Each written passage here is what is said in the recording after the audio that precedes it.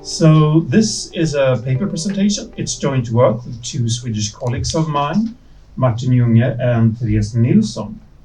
And as you can see, the title is Tolerance and Human Capital. And the connection to the Chicago School is basically that we build on certain ideas of Gary Becker, who was, as Phil explained very nicely in the morning, part of, I think, according to his categorization, part of the second generation of Chicago School economists. And this paper has at least two things in common with Gary Becker. On the one hand, as you can see on the blackboard, he uses formal theory in his work quite often, and we do too in this paper. However, to calm you down, I will not present any of that here. There is also an empirical part, which I will focus on along with some verbal presentation of the basic idea of the theory bit. But another thing that he is famous for is that he expanded economic analysis to new areas, at least for economists. This often criticized economic imperialism, taking on traditionally political science questions, sociological questions, and so on. And to some extent, we do too in this paper. So we try to follow in the steps of Gary Becker, although we are not as good as him, of course. So we haven't and won't receive this prize from the Swedish king. I was actually there at the ceremony in 1992. I happened to be a Fulbright scholar that year, and all of those were invited to the ceremony in the concert hall in Stockholm. So it was great to be there and to see Becker receive the prize. So to connect a little more to our paper, a more precise idea here that Christian briefly mentioned also, a connection to the Chicago School is what I might call a Beckerian core. The idea that education can be modeled as a kind of production function with inputs. And that is sort of the take that we have in this paper.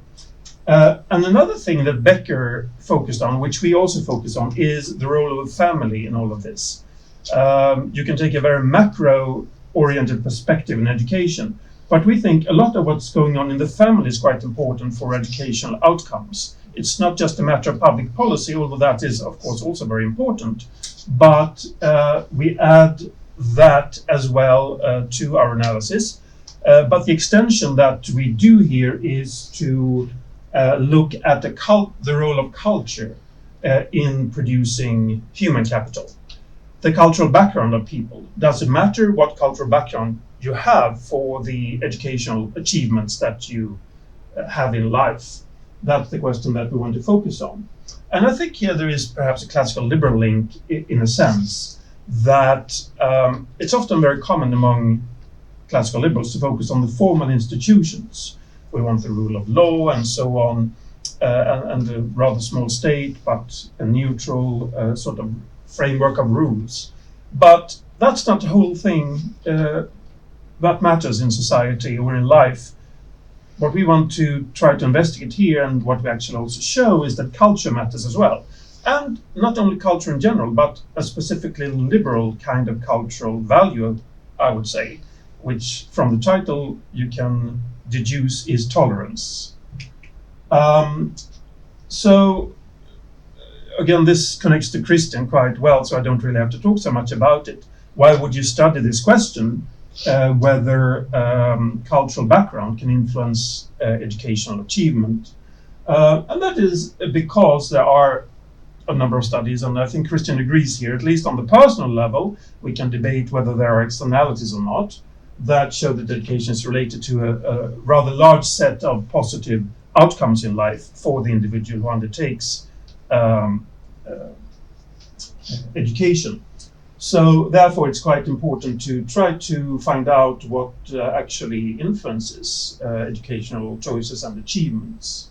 And as I said, what we focus on here is that common institutions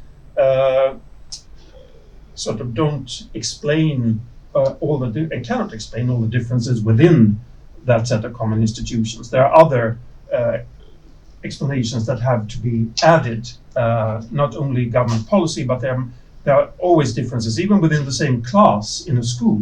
You have a lot of different achievements, and what explains those differences.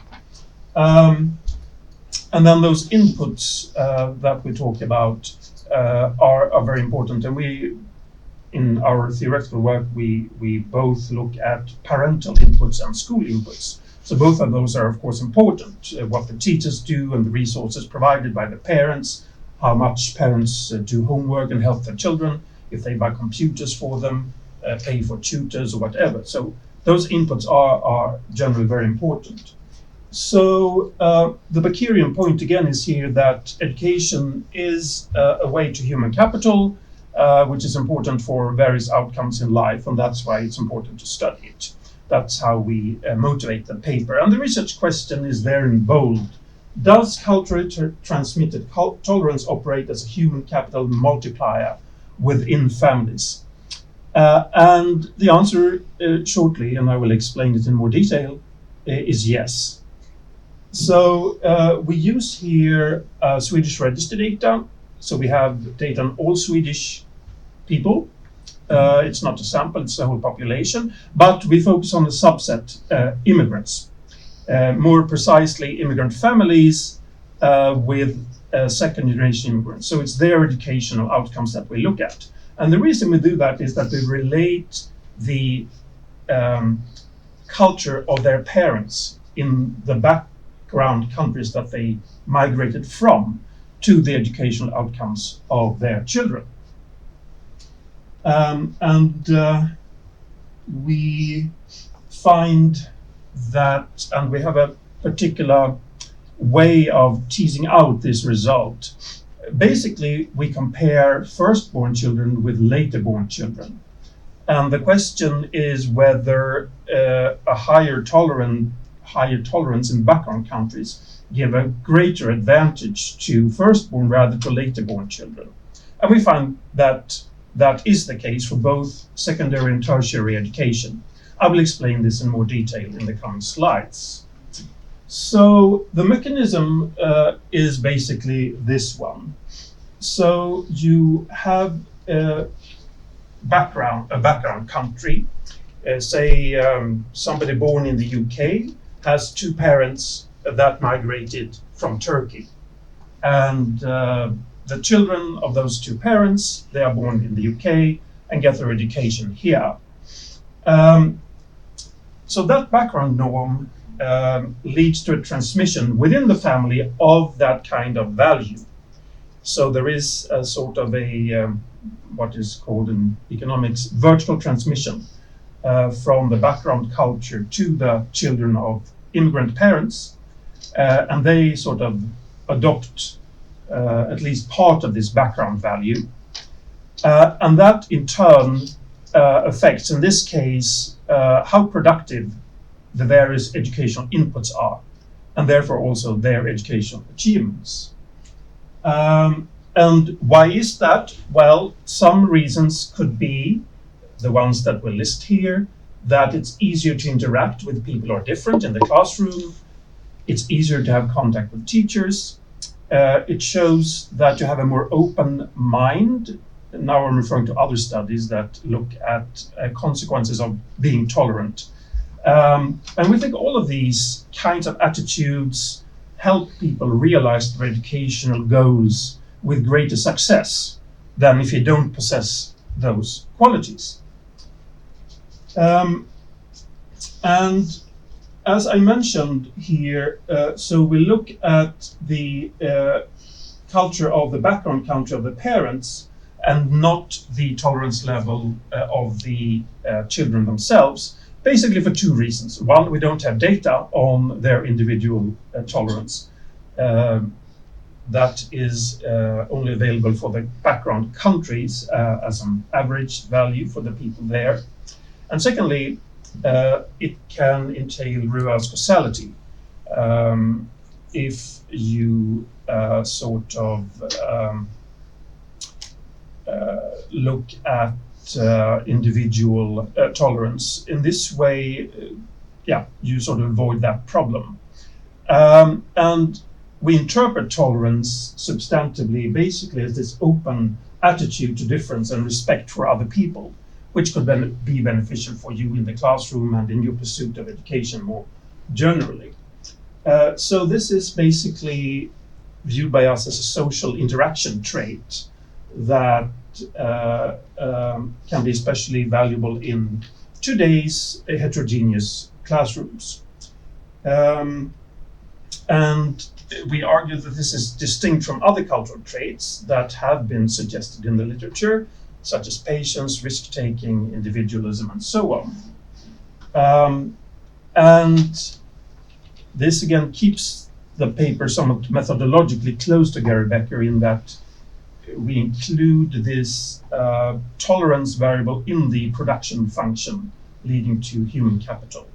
And it sort of increases the value of the inputs into that function.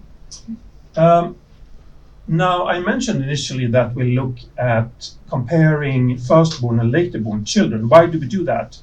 The reason is basically methodological, because previous studies have basically just looked at individuals coming from different countries and comparing them. The problem with that is that you have a lot of confounders that you cannot control for. So then you don't know if it's really tolerance that explains the outcome, or whether it's sort of differences between families. Perhaps, there are lots of data that you don't have on what's going on within the families. In this way, we control for all of that because the comparison is between children with parents from the same country, with the same tolerance level. So it's a within family kind of setup. And although that doesn't rule out all types of endogeneity problems, it does remove quite a lot of the ones that have plagued, we argue, previous studies in this area. So we think we might be the first that applies this to this particular kind of educational setup. So we have the firstborn children, and we rely here on quite a large literature that documents that being a firstborn child entails a lot of differences compared to being a later-born child. Firstborn children are raised more sternly, usually, on average, at least. They have higher cognitive and non-cognitive skills. They are more trusting, and so on. So there's a rather huge literature, not applied to this particular research question, but we rely on those kinds of results. So we think it's reasonable to posit, at least, that it could be that tolerance is transmitted more strongly in that sense within the family to firstborn children. And why is that? Well, basically, it's a matter of dilution. The firstborn child gets all the attention and earlier than later-born children. Whenever you have 2 or 3 or 4 children, you have to divide your attention and you sort of dilute parental attention, which always competes with what's called horizontal transmission, i.e. tolerance from the surrounding society. So you incorporate those values more strongly if you're a later-born child than if you're more early on, where the parents are more close to the background culture and when they only have one child to focus on. So that is the basic, quite simple idea here. And so what we do in the empirics is basically to compare the firstborn and the later-born children. And if there is a gap in how tolerance relates to educational success, then we think we can say that it's an indication of tolerance actually mattering for educational success. And we think then that we, as I said, control for lots of things that other studies have not really controlled for in the background country and in the families. So the theory here, very simply, can be summarized as follows in these 4 points. So we actually build on a model by Alberto Bissin and Thierry Verdier, which is, the most common, I would say, model of cultural transmission in economics, at least. So parents care about their children's education, but they also care about the cultural proximity. So on the one hand, they want tolerance to be similar to theirs in their children. On the other hand, they want them to be well educated. Secondly, the actual tolerance of the children will be a combination of the tolerance then transmitted from background country through their parents, and the tolerance norm of the new host country in which they were born. And then we think that the effective vertical transmission is stronger for firstborn children for reasons I mentioned. And lastly then, that realized tolerance raises the productivity of the inputs from school and parents. And if the origin norm then is more tolerant, the predicted educational payoff should be strongest for firstborn children. And this leads to some testable predictions. The first one is really a background thing. We won't talk about it much because that's the setting without the within family setup that we do. So the second one is really the central one. So because firstborns are more exposed to parental origin culture, the education gap between firstborns and laterborns should be larger in families from more tolerant origins. This is the theory. And as a supplement, we also provide a theoretical basis for expecting this gap to increase with the level of tolerance. So a non-linear effect as well. What data do we use? Well, I already hinted at it. We use Swedish register data, which are quite good and cover the whole population. And we have full information about the families, the siblings, where they were born, where the parents come from, and their educational outcomes. Everything needed here, we think. And we have educational attainment observed up until 2021, the latest data that we could get our hands on. And the firstborn children are born, let's see, between 1975 and 1989, I believe, and then everything follows from that. And as I mentioned, the people we study are second-generation immigrants born in Sweden to two parents, both immigrants from the same background country.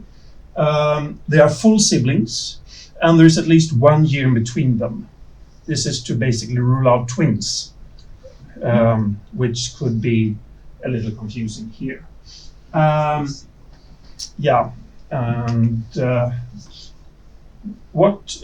do we measure tolerance then? This liberal cultural trait that I mentioned. Well, we combine two measures from the World Value Survey. So this is for the background countries of the parents. So basically the average value from these surveys from these countries. So we combine two measures. On the one hand, there is a question about, from a list, survey respondents are asked to list which qualities in a child do you think are important? And teaching them tolerance is one question. So if people pick that, they are included. So this is the share of people in the background country that pick that option. And then the second one is how justifiable homosexuality is on a scale from 1 to 10. We normalize these and we take the average of that normalization to 0 with a standard deviation of 1. And then we take the average of those two. That's our tolerance measure. The first is, the idea is to combine a general idea of tolerance with a very concrete one. I think I've basically said this, so we can skip that. So the outcome variables are two. On the one hand, whether the person we study has achieved or taken a degree from upper secondary school by the age of 20, and whether the person has done so from university at the age of 28. So it's a dummy variable in each case. Okay, here's the first result for upper secondary education. I decided not to show any regression tables here. So on the y-axis, you have the gap in the likelihood in percentage points of having attained a upper secondary degree by the age of 20 between firstborn and laterborn siblings. And comparing that to the level of tolerance in the country of origin of the parents. So if you move from one standard deviation below the average to one standard deviation above, from -1 to +1, you get a difference between first and later born children of around 4 percentage points. Basically, here we have up until 0 actually quite weak statistical significance. Here we have complete statistical significance on the right-hand side, and you see the shape of the relationship as well. When we move to tertiary education, it's quite similar, but we have slightly higher differences between first and later borns. So perhaps going up to, is it 7 percentage points more likely if you go from 1 standard deviation below to 1 standard deviation above. And if you actually go up here, you see rather large effect to the very most, if you come from the parents come from the most tolerant countries. Say Danish parents, a very high trust country, even more trusting than Sweden, moving to Sweden, could be, as an example. So we do some heterogeneity analysis as well. We see whether the spacing between siblings matter. If you instead require that there is at least 3 years in between, we find slightly larger effects, but not dramatically, but at least somewhat in line with expectations here. One quite interesting thing is the pattern is basically not statistically significant if at least one parent has a tertiary degree.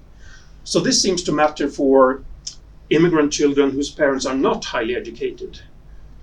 For them, a tolerance seemed to matter, but not for children whose parents perhaps anyway are supportive through their own richer educational background. We do find some, for us, a little puzzling results. We cannot explain them very well. We have some speculations in the paper that the first result for upper secondary school is basically only significant for boys, and the tertiary education results are only significant for girls. I don't know why. If anybody has ideas later, please let me know, because we're still,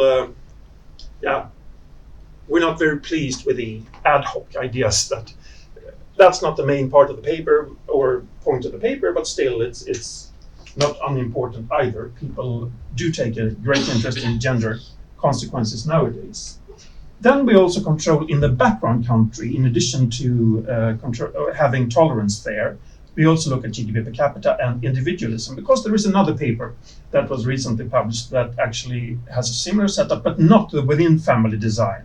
So again, they look just at individuals in general, comparing admittedly within the same country, but not within the same family, children of immigrants. And actually we have a little bit of a horse race with our setup. And in that case, we find that our variable wins, so to speak, that our results stand while individualism loses significance in this setup. Tolerance could be an indicator of a general liberal culture of openness, caring about, you're allowed to care about your own life, not to defer to authorities or so on, which individualism captures. So it could be a more broad cultural background. So we wanted to see, can we actually separate between these two, in a way, fairly similar kind of cultural traits, both quite liberal in character. But it doesn't seem to be this general. It seems to be tolerance that matters, at least here. I won't go through this. We do some further robustness tests, changing this and that. But basically the results are quite solid when we change different things and details. Some limits, perhaps, of the study should be pointed out. Of course, we cannot prove that tolerance. There we think we ruled out individualism as a complementary or alternative explanation. But there could, of course, be other factors. There are endless factors. So in a sense, this isn't a randomized controlled trial. But we think at least we do a little better than most previous studies methodologically, but one should be aware that we don't make any strong causal claims here. And also, what we cannot observe in the empirics is the channels behind the result. It's one thing to show that tolerance leads to these outcomes, but what exactly in between is happening? And we don't, unfortunately, have much data on what's going on in the families or in the schools for each child. These mechanisms that we theorize about, what is it that matters? Is it interaction with teachers that is smoother, or something else? We cannot say, which is unfortunately a downside to this. So we think it's a mild kind of support for the theory that we have, but we don't want to overreach. And we think we contribute to the theory of human capital by focusing on this production function approach and adding the cultural economics kind of modeling from Bécine and Verdier, and having this within family design. So this is what we see as the key strengths of the paper in relating to other studies. Lastly, what are the broader implications of this? Well, one can discuss it. Of course, what does one do with a finding like this? Culture, unlike policy, is not so easy to change. Christian's variable was government spending on education. That's fairly easy to change if you want to. You could go up or down.